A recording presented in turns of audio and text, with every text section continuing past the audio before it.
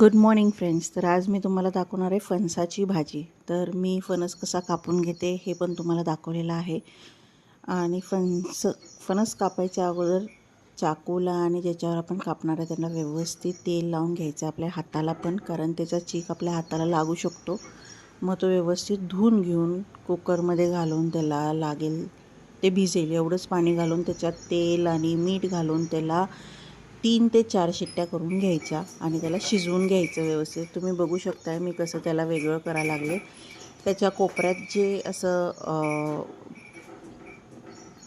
एक भाग असतो सुरुवातीला त्याचा, तो जर तुम्ही नाही घेतला तरी चालते. जर तो व्यवस्थित कुस्करला जात असेल तर तुम्ही तो घ्या, नसेल हार्ड वाटत असेल तर घेऊ नका.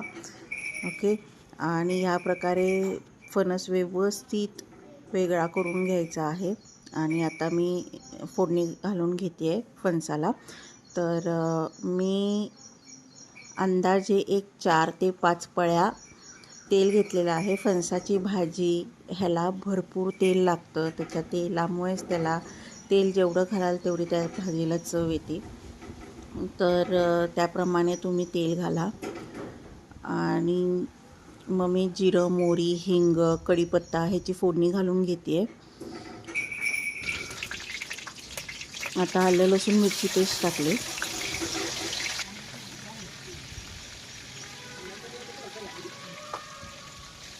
ते सगळे व्यवस्थित एकजीव करून घ्यायला लागले. आलं लसूण मिरची पेस्ट व्यवस्थित भाजली की मग त्याच्यात कांदा टमॅटो घालायचा आहे.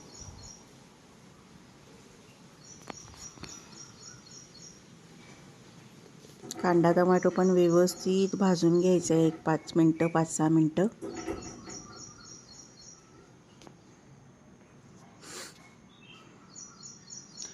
फ्रेंड्स, मला एवढं व्यवस्थित व्लॉगिंग येत नाही आणि एकदा फोन धरायला किंवा बाकीच्या गोष्टी करायला पण कोण नसतं.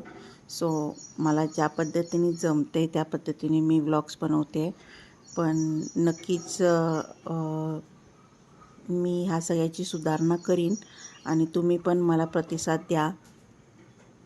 मी हळद, तिखट, मीठ घालून घेतलेलं आहे आणि गुळाची पावडर घातलेली आहे. मी प्रत्येक माझ्या जेवणामध्ये गुळाची पावडर घालते, कारण मी साखरेचा वापर नाही करत, मी गूळ घालते. तर त्यांनी चव पण छान येते. आता मी धनजिरं पावडर घातलं आहे, गरम मसाला घातला आहे, आता मी गोडा मसाला घातला आहे. हे सगळं घालून व्यवस्थित एकजीव करून घ्यायचं आणि त्याच्यानंतर त्याच्यात मसूर घालायची.